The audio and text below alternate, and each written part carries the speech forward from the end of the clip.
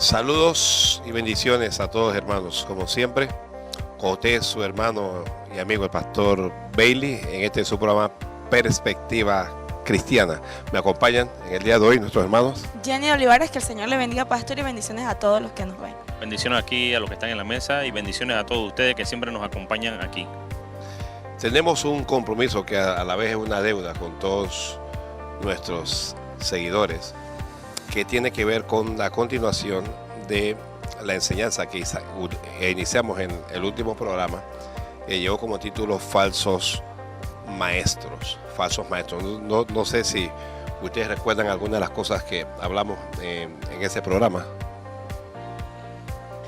Amén, sí, podemos recordar que se hizo hincapié de que un falso maestro es una persona que enseña una enseñanza falsa, que enseña una mentira, que a veces puede acompañarlo con un tipo de verdad, pero que al final es falso porque se concentra más en la enseñanza que es mentira, que va contra la palabra del Señor. También dijimos aquí que la falta de conocimiento es la razón por la cual que muchas personas reciben a estos falsos maestros.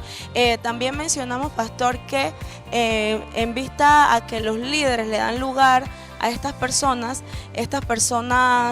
han tomado oportunidad en las redes sociales para enseñar todo esto, y muchas veces no solo buscan enriquecerse, sino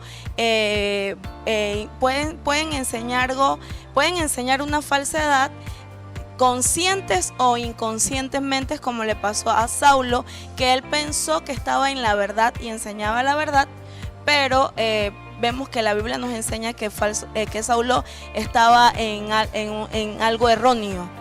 Y muchas veces muchos falsos maestros pueden ser conscientes que están enseñando una falsa doctrina o lo que buscan es enriquecerse, pero muchos otros no tienen el conocimiento, son involuntariamente tuercen el evangelio del Señor. Así es, bueno, también conversamos de que hoy día se ha visto ese auge más en las redes sociales, más en nuestros días que en otros tiempos. Hemos visto la abundancia de falsos maestros, porque tienen ahora todas estas plataformas virtuales en las cuales ellos pueden poder introducir sus herejías y sus falsedades. Falso es aquello que va contra la verdad, dijimos, y un falso maestro no lo caracteriza aquello que su intención, que él pretenda quizás enriquecerse, hacer ganancias deshonestas, sino que a un falso maestro lo caracteriza o es falso maestro por la falsa doctrina, por la enseñanza que transmite, obviamente que es falsa, no tiene verdad en ella o tiene mezcla de lo que es la verdad con la falsedad. Ahora bien, tal vez ya vamos a establecer algunas cosas, y entre ellas está que estos falsos maestros pasan por verdaderos, porque ocurre que en ocasiones hay falsos maestros en la red y en todas partes. Hay gente que se proclama que es Jesucristo, pero a simple vista la gente lo ve como falso y la gran mayoría lo rechaza.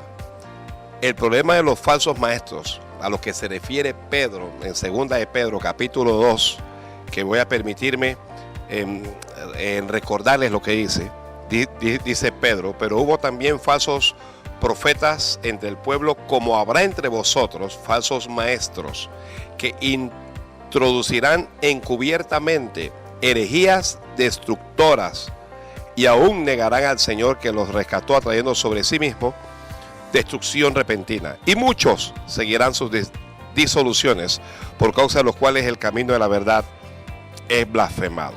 Entonces, lo que Pedro está tratando de decir es que estos falsos maestros pasarían en medio de la iglesia como verdaderos. Por eso es que dice que iban a introducir las herejías, dice encubiertamente.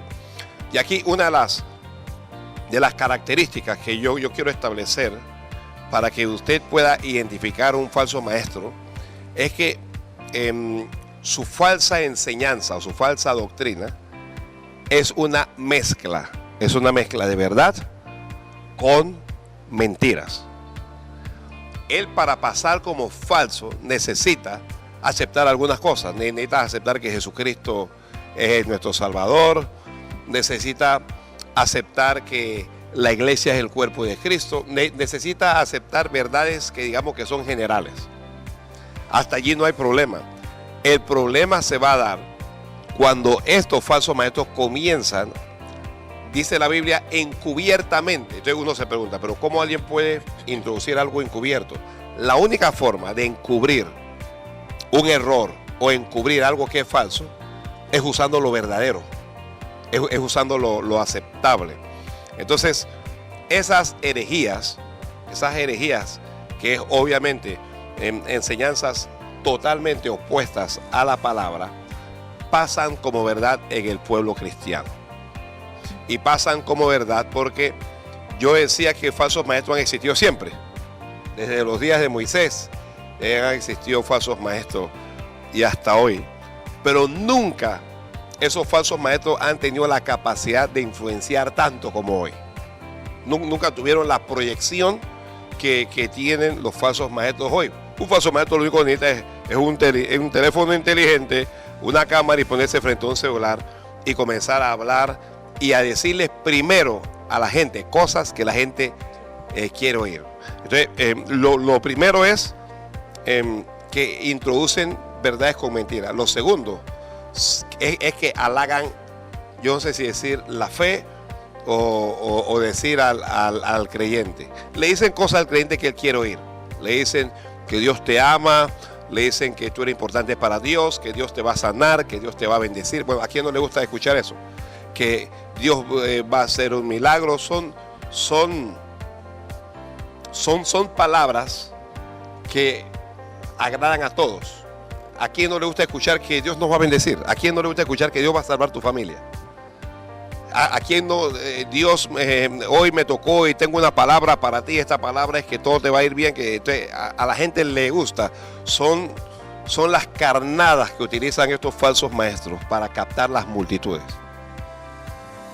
Sí, por eso es que también dice la Biblia que muchos seguirán sus desilusiones, porque al ellos decir las cosas que al hombre le gustan, muchos se van a pegar al mensaje de ellos, y por eso lo mencionamos también aquí, que una de sus características es que muchas personas lo siguen, tienen muchos seguidores, y por causa de que hay una gran mayoría que lo sigue, pensamos que es un mensaje aprobado, que es un mensaje que lo podemos recibir por causa de que muchos lo siguen. Pero recuerden que el Señor dijo en su palabra al final: apartaos de mí, hacedores de maldad.